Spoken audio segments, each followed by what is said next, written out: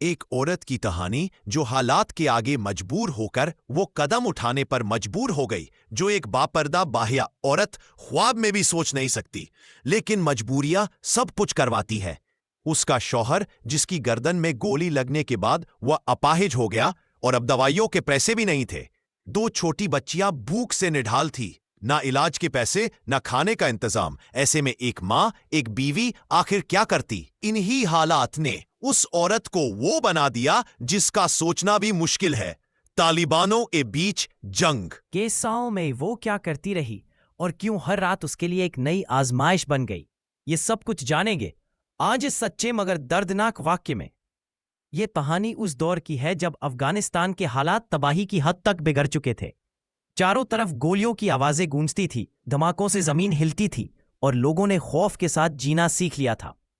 इन्हीं हालात में एक 22 साल की शादीशुदा औरत अलीना अपने माजूर शौहर मुसीब की खिदमत में दिन रात लगी रहती थी। वो उसके जख्मों को साफ करती, उसे खाना खिलाती, उसके कपड़े बदलती और उसके बेजान जिस्म से बातें करती रहती। कभी वह सोचती कि शायद वह सुन रहा है, कभी दिल कहता कि वह कहीं बहुत दूर जा चुका है, मगर उम्मीद अभी बाकी थी। मुसीब पहले अपने वतन के लिए लड़ने वाला एक बहादुर सिपाही था। एक जंग में दुश्मन की गोली उसकी गर्दन में लग गई। डॉक्टरों ने कहा था कि वह कुछ दिन में ठीक हो जाएगा, मगर अब महीनों गुजर गए थे और कुछ भी नहीं बदला। अलीना दिन रात दुआ कर दी, लेकिन उसकी हालत वैसी ही रही। अब घर में ना खाने पीने का सामान बचा था, ना दवा। बाहर के हालात इतने खराब थे कि कोई दरवाजे से बाहर झांकने की हिम्मत नहीं करता था।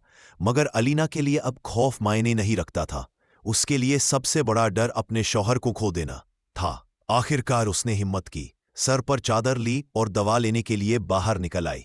गलियों में तालिबान की गश्त थी, हर तरफ फायरिंग की आवाजें थी, मगर अलीना का दिल सिर्फ एक दुआ कर रहा था, खुदा बस मुसीब को बचा ले। वो किसी तरह एक मेडिकल स्टोर तक पहुंची।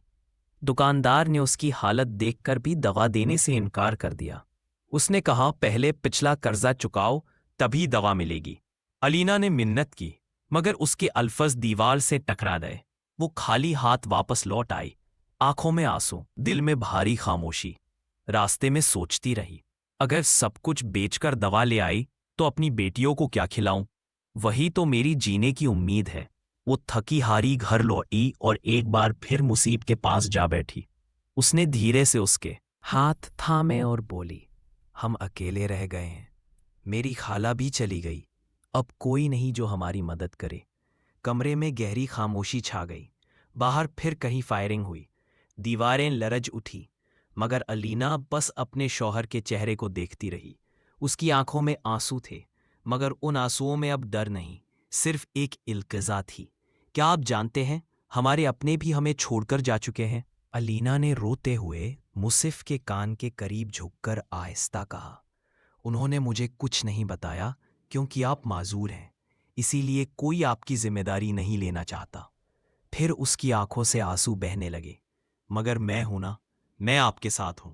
हमारा खुदा हमारे साथ है, वो हमें तन्हा नहीं छोड़ेगा। यह कहकर वो दोनों हाथ आसमान की तरफ उठाकर दुआ मांगने लगी, ए अल्लाह हमारी मदद कर, वरना हम भी उन सब की तरह खत्म हो जाएंगे जिन्हें दुनिया भूल गई। उसकी सिसकियां कमरे में गूंजने लगी। उसी दौरान कमरे के बाहर से बच्चियों की आवाज आई। अलीना ने मुड़कर देखा, दो छोटी बच्चियां दरवाजे के पास खड़ी थी, मासूम, भूखी, बेखबर। उन्हें नहीं पता था कि उनकी माँ पर क्या गुजर रही है और किस दुख के साथ वो उन्हें पाल रही हैं। अलीना के दिल में एक लम्हे को सुकून सा आया। यही तो ममता है। हर दुख के बीच भी माँ का दिल सिर्फ अपने बच्चों के लिए धड़कता है। अगले दिन दरवाजे पर दस्तक हुई। डॉक्टर आया था।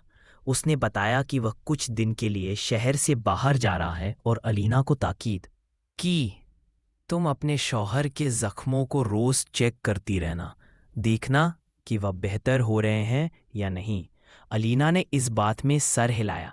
जब वह मुसिफ के पास गई तो उसके जख्म अब भी वैसे ही थे, कोई फर्क नहीं आया था। उसने आहिस्ता से उसके चेहरे को छुआ और एक थकी हुई सांस ली। क्या यह जिंदगी कभी ठीक होगी? उसके दिल से एक ठंडी आह निकली। उसी लम्हे शहर में एक ऐलान गूंज उठा। लाउडस्पीकर पर आवाज थी,